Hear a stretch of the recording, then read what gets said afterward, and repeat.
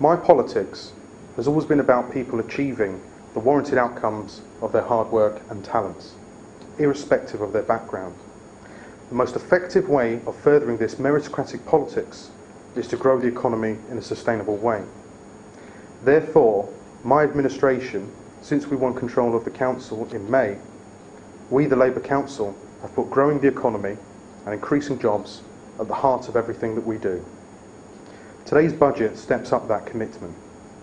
However, councils around the country are making really tough decisions on their budgets. The government's approach to the national economy is hurting, but it's not working. The government is cutting too far and too fast to reduce the deficit, while government borrowing is still increasing as a result. The government is cutting almost a third of funding to local government, creating a shortfall in council finances. Over the course of last year, this year and the next, City of York Council will lose a total of £40 million of funding, largely as a result of cuts from central government. To provide as much stability as we can, I am today announcing a 2-year budget based on prudence. We have taken a fundamental look at what the council does and how it delivers.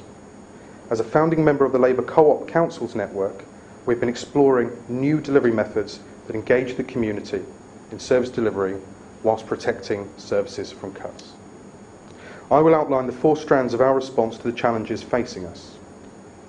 Cutting bureaucracy and council waste. Putting the council on a sustainable financial footing. Continue to do all we can do to protect important local services, with our emphasis on protecting the most vulnerable members of our community. Importantly, I will set out our plan to boost local jobs through what is perhaps the biggest investment in boosting the local economy ever undertaken by City of York Council.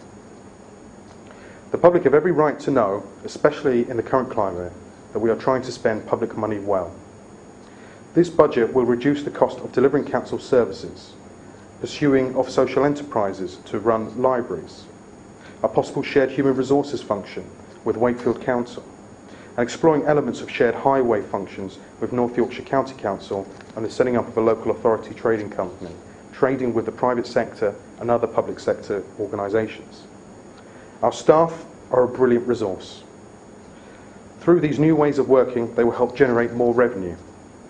We are also reducing the cost of management, amalgamating councillor committees, and reducing the number of paid councillor posts. We will reduce the cost of bureaucracy by £1 million. We proposed when coming to office that we would strip out Liberal Democrat waste. This budget does so by £10.5 million through more efficient procurement, such as better mobile phone contracts, reducing the amount of documents the council prints, and more efficient ways of working by collecting public bins that are full more frequently and those that aren't as full less frequently. However, efficiencies alone will not balance the budget. Options have been considered since July as to how to deal with the funding shortfall in the fairest way.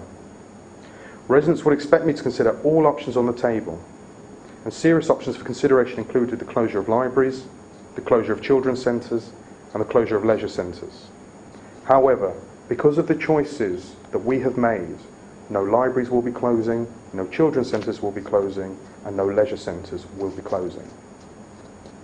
We set up an independent fairness commission to advise us on how we grow the local economy whilst ensuring nobody is left behind, at a time when we do have significantly reduced resources.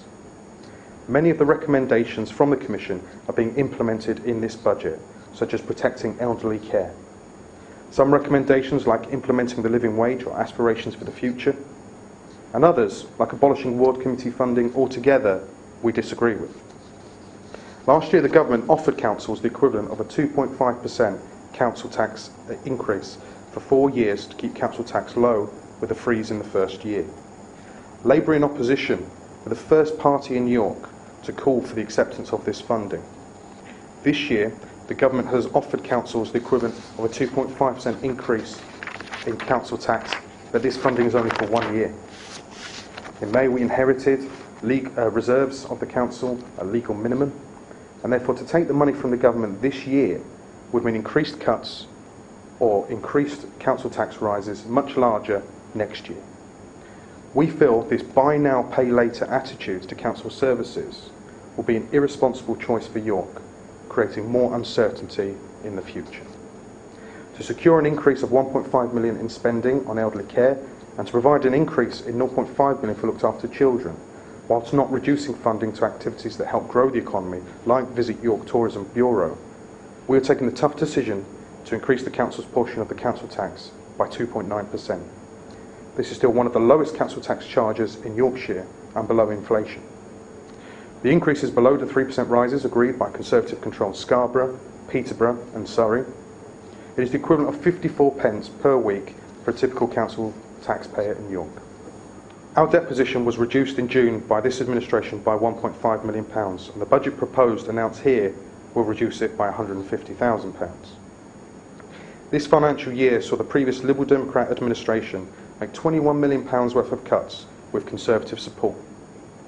When we took office in May, we reversed almost £1 million of these cuts that we felt were unfair and unnecessary. We are on course to deliver a balanced budget, and we have confidence that we can deliver the £19.7 million of savings required in this proposed budget over the next 2 years. This figure has been reduced from £22 million due to mostly increased income. Even with our efficiency savings and some additional income from council tax, we cannot protect every area of revenue spending. Some services will be less frequent, some fees and charges have to rise, but we would not be taking our responsibility seriously if we did not seek to mitigate the effects of cuts on some of the most vulnerable members of our community. And in keeping with the Fairness Commission report, we're particularly focused on the young and the elderly. As I've already said, all of our children's centres will be maintained, and we will be spending an additional £2 million on elderly care and looked after children to meet the increased demand for those services.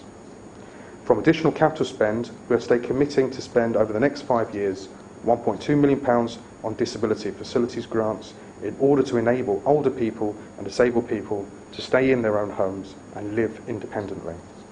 £100,000 towards the development of a community hub for people with learning difficulties and disabilities. £1.5 million in assistance to older and disabled people. Over £3 million to modernise our council houses, including improving insulation and windows in order to keep down the cost of living for our council house tenants. And funding as we move towards building 21st century elderly persons' homes, where the care services revolve around the resident and people are given dignity in their later years.